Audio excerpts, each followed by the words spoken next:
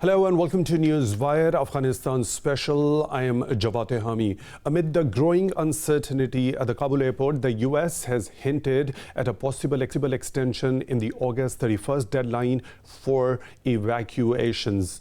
Earlier, President Joe Biden and now US House Intelligence Committee Chairman Adam Schiff has said that high number of Americans are yet to be evacuated. The Taliban responded strongly and warned of consequences, saying any extension would be a violation of an agreed deal. In the second presser after the Kabul takeover, spokesperson Zabiullah Mujahid has reiterated the same warning.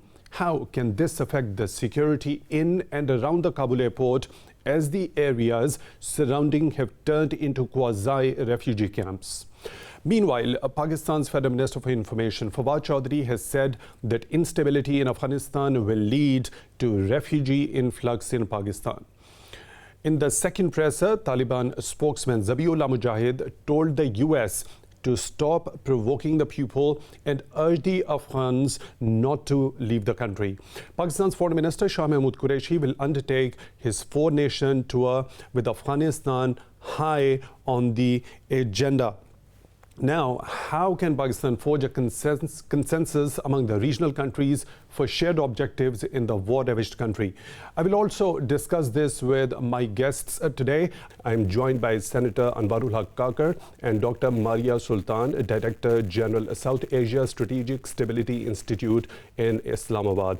Thank you very much for your time, both of you at Newswire. I'll begin the discussion with you, Dr. Maria, as the US has hinted at extending the deadline for evacuations and the Taliban responding very strongly to that. Do you think it could incite trouble if the deadline is not met? I think this is a very, very critical situation in Afghanistan at this moment. And first of all, we need to understand that there can be no longer monologues. So if the United States and its government really wants to extend the deadline, be it for its own citizens or for their Afghan affiliates, then they will need to negotiate with the Afghan government. And whether that is going to be Taliban-led, whether it's going to be inclusive, that will be the only order of the day if it needs to be a peaceful exit. But if it isn't, then it will be, of course, seen as a violation of the agreed deal, which was done in Doha, and it can be quite problematic. So I think the choice is very stark for the US administration, and that is that if they can't get their act together, and which it seems they cannot be, they will not be in a position to do so, they will need to talk with the Taliban government and they will need to recognize that. So this is going to probably upset the strategy which we were anticipating from the US administration post US evacuation. That basically means that it would be a big question mark whether they can actually carry out the airstrikes, whether they can actually go for a military action. And if that is the case, then a lot will be affected on ground. So I think that would still, and most interestingly, that would still not change the fact that thousands of American citizens and their affiliates, Afghan affiliates, would still be in Afghanistan. So it would not make it an easier choice for the administration to use military power. They would have to ultimately negotiate with the Taliban government, and that would be the order of the day. Okay, Senator Kakar, do you see any likelihood of growing tensions subsequently leading to fighting between the foreign forces and the Taliban if the deadline is not met? Thank you. Hartley, if you go by the report of Washington Post, the CIA director, as we speak, has already landed in Kabul, and he has met not his counterpart, but one of bigwigs amongst the Taliban, that is Mullah Baradar. And it seems from that report that the whole conversation has been around the evacuation and the deadline, so-called deadline of the Doha agreement between the Taliban and the US.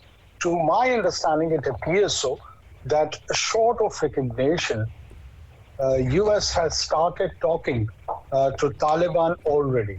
And for all the practical purposes, they do realize that it's not just US, but EU and the rest of the stakeholders, the UK, they have already started communicating with the Taliban. So a de facto government has been accepted by them, if not de jure. Well, that will take time, and there would be a lot of goalposts in order to have that dream realized from the perspective of Taliban. Okay, Senator Kakar, I'll come back to you. Dr. Maria, you already mentioned that the violation of the Doha deal. We saw the Taliban pointing fingers towards the foreign powers after the signing of that historic deal, that the foreign forces were actually responsible in violating the deal on a number of occasions. So this time around, they have also come again with a very hard stance. Since we see, as Senator Kakar just alluded to, the fact that the U.S. authorities are already engaged in negotiations with the Taliban regarding evacuations, and these sort of negotiations were happening right from the day one as the evacuations started happening. Now, when we see this possibility of extension of deal and keeping in view earlier violations, as the Taliban alluded to, by the foreign forces, do you see this time another violation happening, or it could cause escalation of violence on the ground, and maybe a possibility of the foreign forces deploying more troops on the ground? I think this is going to be way more complicated than Washington is alluding to. Now, let's look at the facts on ground. What are the facts on ground? First fact is this, that the deal can no longer be extended. I'm saying this not because what Suhail Shaheen said, but primarily because of the fact that the Taliban are in Kabul. The fact of the matter is this, their government is waiting in the wings to be announced. So it's not as if there is something to be negotiated, something to be taken over, irrespective of how the fighting in Panjshir goes. But the fact remains that Taliban, as a fighting group, as a majority group, are in Kabul. And post 31st of August, there is actually no international legal mandate for any foreign military to be there, short of the United States declaring a new fresh war initiative. Now, if they were to declare a new war initiative, this will be a policy which would be detrimental to the region. It will be detrimental to their objectives. Now, what are the U.S. objectives at this moment? First objective is they want to do a safe evacuation. A safe evacuation is not possible if there are U.S. airstrikes. It's not possible if the United States has got no ground troops. It's not possible when the United States has got no international mandate to do so. And then, most importantly, the Taliban have not obstructed the situation on ground. They have come through a negotiated deal. So, and you have come through a negotiated deal, and the UN Security Council mandate does not move in the same direction. Any targeted military action would be seen as a fresh initiative for war. Now, here is the question. Biden administration, which failed to safely evacuate its own people, do you seriously think that if he declares a new war in Afghanistan, that will be appreciated in Washington? Whether that could actually pass through the U.S. congressional, oversight? Yes, it is true that the U.S. president can declare war at any state, and that is his sole discretion. But then comes the real issue of appropriations. Will he actually manage to get the appropriations for his military to be re-engaged in Afghanistan? Think not, because will they be in a position to actually go there and negotiate with whom? Paratroop their soldiers, ask India to send their military officers. Who is going to regionally, believe in this? And then let's not forget that if there is such a situation where there's an airstrike, then we are talking about massive refugee influx, not only to Pakistan, but all the regional countries. And that also means that there will be a massive refugee influx back to Europe. So this percentage, which is at this moment, as estimated around 65,000 Afghans who want to leave and go to United States and its allies, it would easily escalate to 1 million plus. So if this is going to be the nature of an Afghan exit, and that's what they're looking at, it's not going to happen. So the only other alternative, workable alternative post this, is going to be that they will have to recognize the Afghan regime, because post this, they have no legal reason and no legal mandate to be in Afghanistan, because the deal has been negotiated and it's been done. And secondly, this would also mean that the Taliban would ensure and oversee who gets to be leaving on these evacuation flights. They would have to declare their individuals.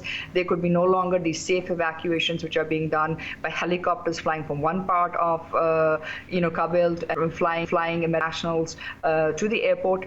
Simply put, they would have to then rely on the Kabul administration, and in that case, actually the Taliban administration, to safely man these people out of Afghanistan. And that would mean they would have to share the information of U.S. officials, U.S. members, and U.S. nationals with the Taliban for their safe exit, just like how normal countries do if their people get stuck in a foreign country.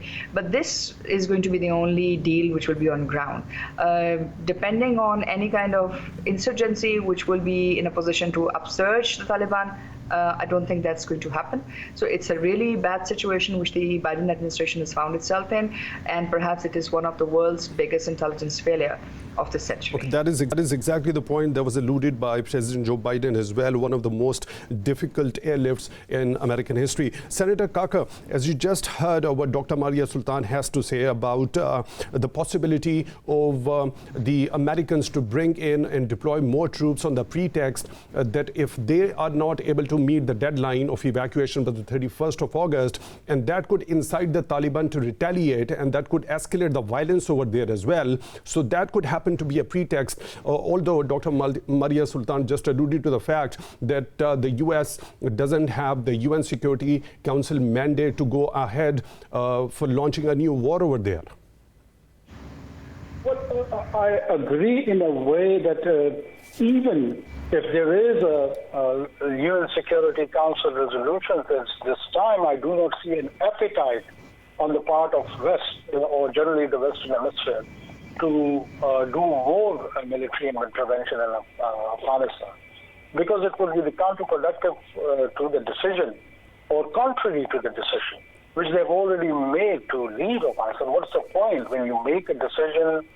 There's a chaotic situation and chaotic scenes also, and you go through all the bad press, but you stick to the decision, and then just for the sake of evacuation, you want to start a new war. It appears to be surreal or bizarre if they do so. I do not see such kind of an outcome. Okay. But yes, the refugee situation, I would also like to Senator Kakar, I'll come to this particular point of refugee influx heading towards Pakistan, of which Prime Minister for Information Fawad Chaudhry has also mentioned. For now, I'll ask you the question regarding the Human Rights Chief Michelle Bachelet. During an emergency session of the UN Human Rights Council, she has categorically said that the Taliban should fulfill their promises, whatever they made after the Kabul takeover, and regarding that protection of women's rights, it will actually mark a red line. During the past tenure of the Taliban, we see that the human rights and especially the treatment towards women in Afghanistan came under immense scrutiny from the Western powers. Do you think the Taliban would capitalize on the promise they have made regarding women protection? Because the statement Zabiullah Mujahid gave in that presser was that they will protect women's rights, but within the framework of Sharia and Islam. How do you see that? I mean, so far, all the statements made by the spokespersons of group Taliban has been encouraging. What is needed, that there has to be a verification on the ground, that the evidence should emerge that whatever they say has been synchronized with their actions. And so far, which is a very less time, it's probably not even, it's even less than 10 days. We haven't witnessed all the international monitoring entities like Analyst or Human Rights Commission and so on and so forth. Haven't seen any major violation on part of any violation of human rights, or particularly women's rights or minorities' rights for that matter. So this is an encouraging tendency.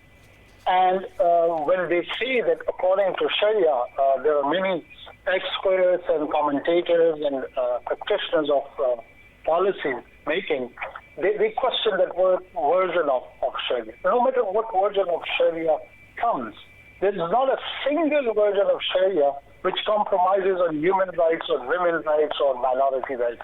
So we shouldn't be questioning, to be honest with you, that on the pretext of that which version of Sharia would protect. Because I do not recall a single version of Sharia which legitimizes, approves, supports any sort of violation of human rights or women's rights for that matter, or exploiting the rights of minority. So it is quite reassuring when they say so. It seems to me that they are giving an assurance on the basis of their commitment and their ideology that they would protect a vulnerable group within the society, and they appear to be like a sort of a protectorate on the part of any future government or dispensation, political dispensation, which they would be having. But the thing is, or the important thing is, that the region, Pakistan, and the larger global community has to verify that whatever is being said has to be translated into action. That is what the responsibility of the international community, including Pakistan, as a major stakeholder, happens to be. Dr. Maria Sultan, the reports are that the players from Afghanistan women's national football team have left the country during the ongoing evacuation process. Now, when we talk about the Taliban statement regarding the women protection, rights of the women rights protection, there seem to be ifs and buts associated with that. Do you think it was that sort of insecurity among those football players that is associated with the Taliban promise that they had to leave the country during this evacuation process? Actually, Jawad, I have a very different view on the human rights situation in Afghanistan.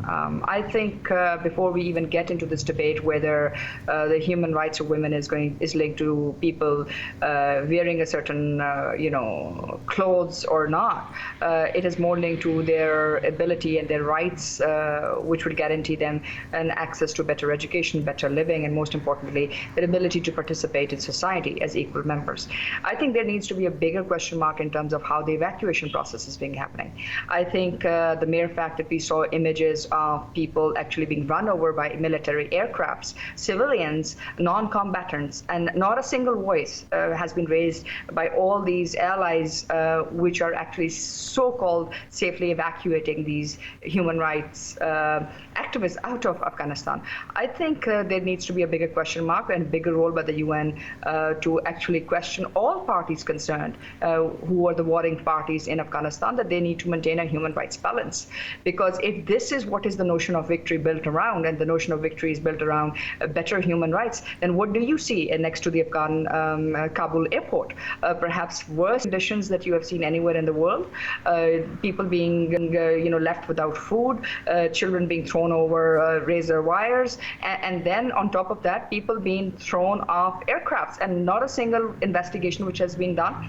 There's no clarity in terms of how things have been done. So I think in terms of human rights, all warring factions would have to be very clear, whether it is the West, whether it's the Taliban, that there needs to be a basic human rights acceptance that the Afghans have this right. Then comes the question whether these women who have left, they feel that they fear. Of course, the perception of what has been equated to as women's rights and women's liberty has been much more associated in terms of clothing rather in terms of their access to modernity, information, education, and participation. And this is, at the end of the day, we're talking about a war-torn country. We're talking about a country where most of the Western countries at this moment are taking who? They're taking those bureaucrats who believe that they can no longer work. So if they're going to have this evacuation of all these bureaucrats, this basically means that the Afghan state, where it is occurring and where it is existing at this moment, may collapse. So there is a bigger question mark in terms of what does it mean to safely evacuate with respect to the larger human rights of the people of Afghanistan. I think that is the debate. Dr. Mari, I beg your pardon for the interruption. Has just mentioned that the women rights are most of the time associated with the way the clothes are taken up. Now, it doesn't seems to be happening with the women footballers of Afghanistan who are very keen to flee the country. As the Taliban solidify their control over their war-ravaged country. We saw one death on the very first day of the evacuations. One male footballer also tried to flee and he fell off the plane. And I think he didn't have any issue with the clothing because he wanted to pursue a future in which he could pursue his dreams. Likewise, how can we just associate this issue of clothing with female footballers? They might be likely pursuing their dreams somewhere else, and they might be of the view that they might not be able to pursue their dreams of playing football rather than wearing a certain set of clothes. May I say something, Jawad? The thing is this, that's exactly what I'm trying to say. If you're taking away everything which represented the Afghan state, the stability which the people knew, and you're asking everybody to be evacuated because you rather not ensure that the Afghan state exists at a level that it allows it to become a more modern, moderate Islamic state, which would now give equal opportunities to its people. People are going to flee. It's not just the footballer who left. Their Afghan army chief which has left. It is every bureaucrat you can think of.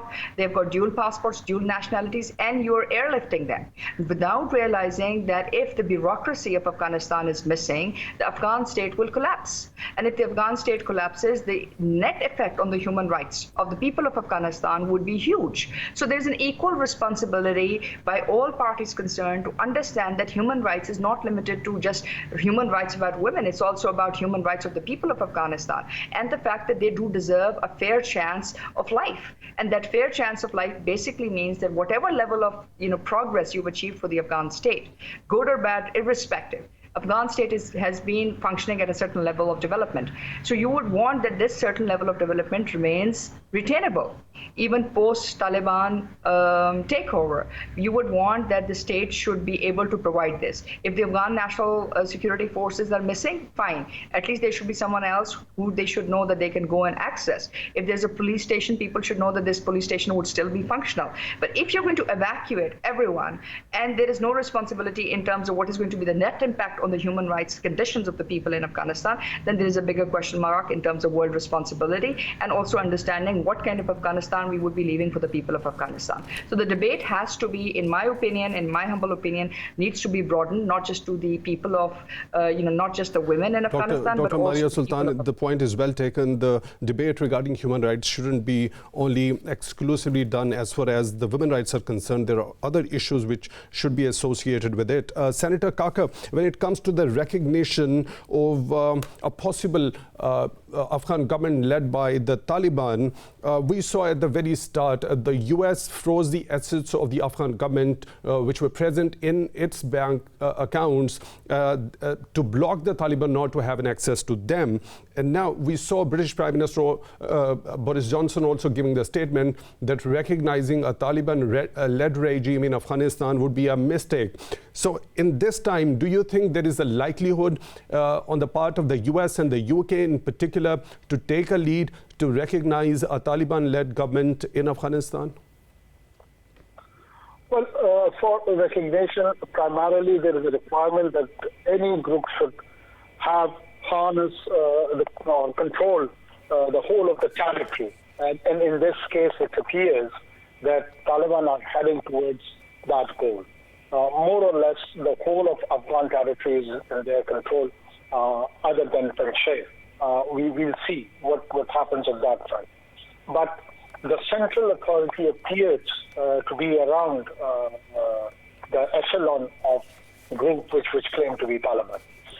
So for 20 years, the people of Afghanistan, either on the side of Taliban or on the side of so-called erstwhile republic, I would call it erstwhile republic, because more or less all the semblance of that state has melted away, particularly their national defense forces and the associated institutions with them.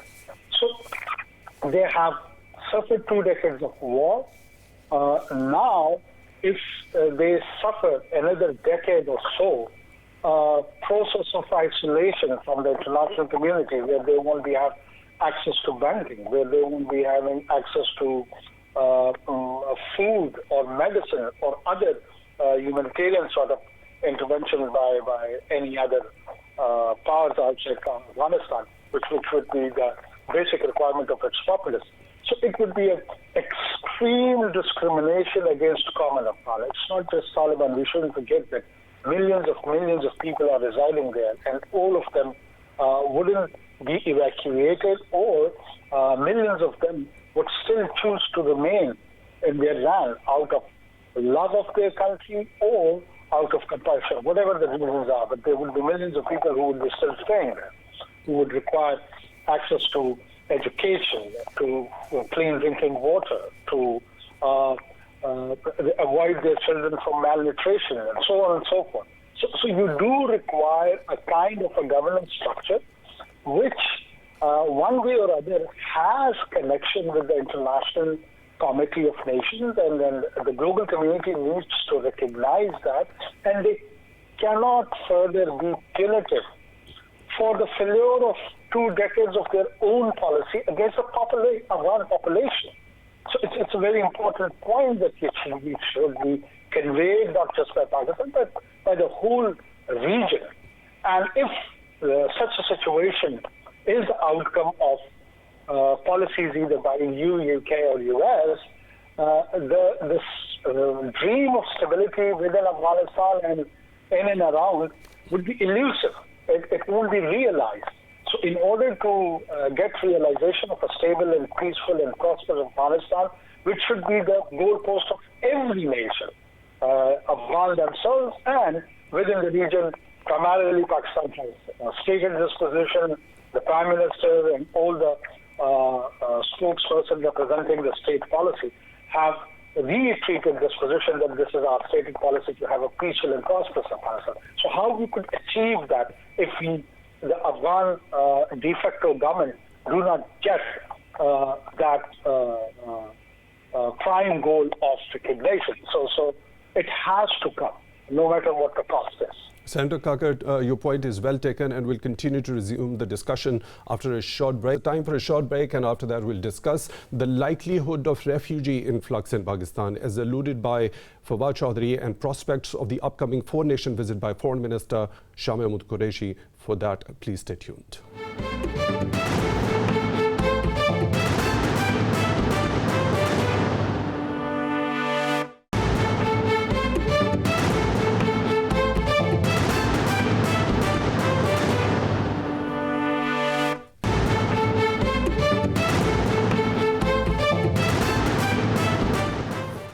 Welcome back to Newswire, Afghanistan Special. I am Jawad Tehami. I am joined by Senator Anwar Kakar and Dr. Maria Sultan, Director General, South Asia Strategic Stability Institute, Islamabad. Thank you once again, both of you, for your time at Newswire. Now, Dr. Maria, as Pakistan has completed 90 to 95% of the border fencing along the Afghanistan border, now we have seen that the Federal Minister for Information has reiterated or actually has warned in the similar terms as Prime Minister Imran Khan had earlier said that instability in Afghanistan will result in a refugee influx in Pakistan. Do you think because of this border fencing, Pakistan will be better able to regulate this influx this time around?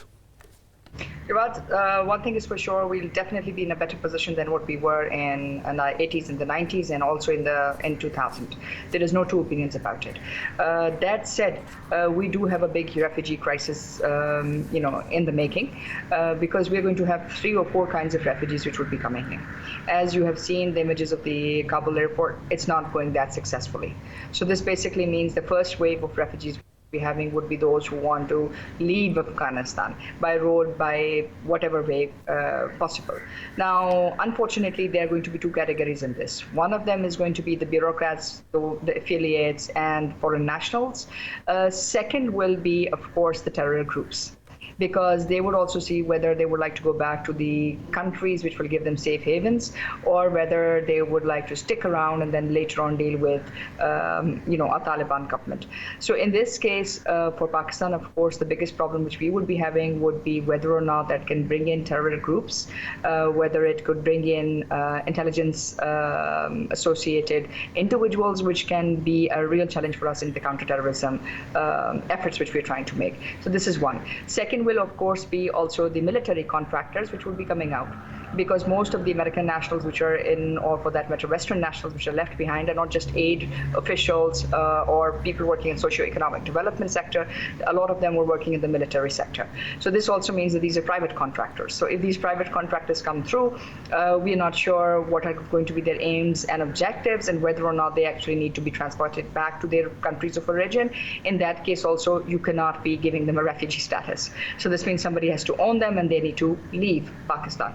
Third are the ones which are the normal Afghans. These are the ones who regularly come to Pakistan, who have got families over here. And most of these groups are essentially basically, we are looking at, again, a number of groups. Some of them would be non-Pashtun. Some of them will be medical, medical affiliated personnel. And a lot of them, unfortunately, do not bring, actually, it is, according to the UN, HCR, 100,000 people cross Spin Boldik, Torkham, and border every day, and all out of them, 99.9% actually have no visas. The regular visa applications in Pakistani embassy is around 200 per day. So this basically means that if 100,000 people are coming over and they have no legal documentation, it's a huge security challenge for us. So in my humble opinion, Pakistan's strategy would no longer include and entertain refugees as a status. We would register them as aliens till the world actually comes and recognizes that they are refugees. Because once we bring them in and we go to the UNHCR, the UNHCR says they're actually not refugees, they're economic immigrants. And because they're economic immigrants, because Pakistan doesn't have an effective border management, therefore this is not a responsibility. They're not in an imminent threat to their lives. Because for that, the UNHCR has to go back to Afghanistan and verify that. So for us, this entire process is not short. We're talking about 7 to 8 months. We're talking about limited number of people. So yes, the refugee influx will be there. And this is if Afghanistan remains peaceful. If Afghanistan starts looking at a civil war, then there are chaos in different areas, or there's an airstrike, we are talking about massive refugee influx. And that massive refugee influx would not stop at Pakistan, it will go everywhere. Now, okay, Dr. Maria, as you just said that it might go everywhere, we saw that Iran has also taken in a huge number of refugees. Now, talking about the UNHCR's report, it mentions that over 550,000 people had been forced to flee their homes this year due to fighting before the Taliban takeover. That means, the report says, an estimated 3.5 million Afghan refugees are currently internally displaced within the country. Now, an interesting situation happens to be on the borders of Afghanistan with other regional countries, including Pakistan, Iran, Turkmenistan, Uzbekistan, and Tajikistan. Interestingly, all the crossing points with these regional countries are now controlled by the Taliban. Now, the experts and the analysts are of the view that since we have seen that the areas surrounding the Kabul airport are turning out to be quasi-refugee camps, it's because of this situation at the border, because they are controlled by the Taliban and they might not allow a huge number of Afghans leaving that country. That's why people are heading towards the Kabul airport in order to flee the country. I'll disagree with that assessment. People are not heading to the border, not heading to the border because the Taliban are stopping them, because if that was the case, then there would not be a refugee situation at the airport. The fact of the matter is that the Taliban are letting go all those people who want to leave. The fact is this, that it is the way they did the evacuation. It's the way they announced. They said anybody who has worked with the Americans, worked with the Western countries, they will be taken out of Afghanistan without a visa process, without anything, and the general amnesty for anyone. And the people have a belief that whatever aircrafts are leaving, they will actually take them to better destinations in Europe, in United States, and so on and so forth. People crossing the borders have to rely on their own. If tomorrow the same announcement is made that people coming to Pakistan, Iran, or any of the 6 borders will be met with similar conditions and would be taken off from Islamabad to their respective countries, let me tell you, we will be having a crisis which we wouldn't even know. Half of Afghanistan would like to go and be there. And why not? Because they believe that this is a better access to a better life over there. Senator Kakar, what do you say about this assessment? Since the border crossings with all the regional countries are controlled by the Taliban. Hence, we don't see that much of refugee influx at the moment on the borders associated with these countries. That's why the people in a large number are heading towards the Kabul airport. I mean, I do agree with the part that in the manner that it has been incentivized the whole fleeing or evacuation process from Afghanistan. And if you announce as a superpower or a major power that anyone with or without documents who has been associated with them could get settlement either in US or Europe for that matter, the kind of economic situation which we are experiencing in Afghanistan, even to a larger section within Pakistan, or India or Bangladesh, probably half of South Asia would leave, which would make it more than 500 million people. So it was a very, I would say, unwise announcement on the part of NATO and its allies. They could have, they were in the process of withdrawing from Afghanistan for the last many years.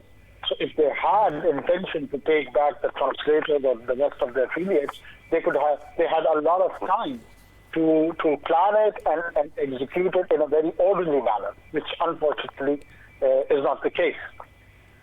The other aspect, because there are many nuances to this influx of refugees, we shouldn't forget that there are already 5 million Afghans, more or less, registered or non-registered within Pakistan, and around 2 million in Iran.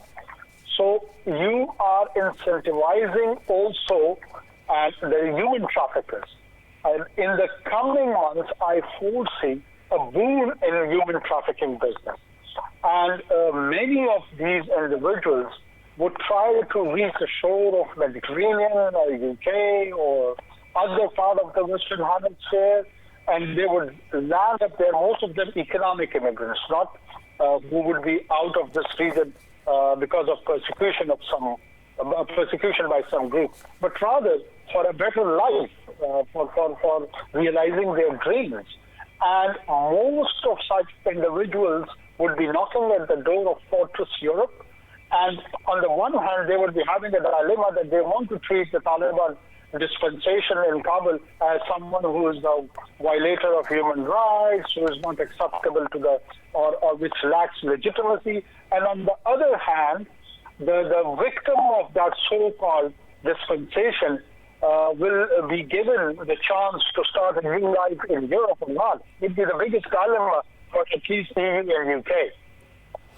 Okay, Senator Kakar, we are unfortunately short of time. I'll come straight to the point. Foreign Minister of Pakistan, Shah Mahmood Qureshi, is about to head towards 4 regional countries tomorrow. And earlier in his press conference, he said that the purpose of this visit would be to forge a consensus among these regional countries to realize the fact that there are a lot of opportunities and there must be shared objectives and a shared responsibility. So what prospects can we expect from this tour by the foreign minister? I mean, the whole of Pakistan would be looking forward for this visit. And the minimum expectation on my part would be that there is a commonality that how to counter the radicalization of the region, how these extremist groups could be downsized or minimized in terms of their operational effect. That would be a common goal of the whole of region, be it China, be it Russia, be it Pakistan, be it Iran, or other Central Asian players. So once this realization is there, then a conversion of interests on the basis of managing such groups would be the prime objective, followed by stabilizing Afghanistan would probably bring a more economic fruits and benefits, not just for Afghanistan, but probably for the whole of the region, particularly Central Asia. And there might be some opening of doors of BRI, Senator Kakar, your point is well taken. Unfortunately, we are short of time. I'll take this very point to Dr. Maria. Dr. Maria, very briefly, please, what can we hope from this particular visit? The only one hope, And that one hope is this, that we want the people of Afghanistan to have a sense of opportunity, that peace will remain a real possibility. And for that, this means that the Afghan state must continue to function. And that basically means that you recognize the regime so that progress can be made and people do not have to flee Afghanistan. In simple words, give the region a chance for peace. Dr. Maria Sultan, Director General South Asia Strategic Stability Institute from Islamabad. Thank you very much for your time at Newswire. And Senator Anwarul Haq Kakar, thank you very much for your time at Newswire Afghanistan Special as well. And with this, we come to the end of today's program. I will be back tomorrow with more detailed analysis on the situation developing in Afghanistan. For that, please stay tuned.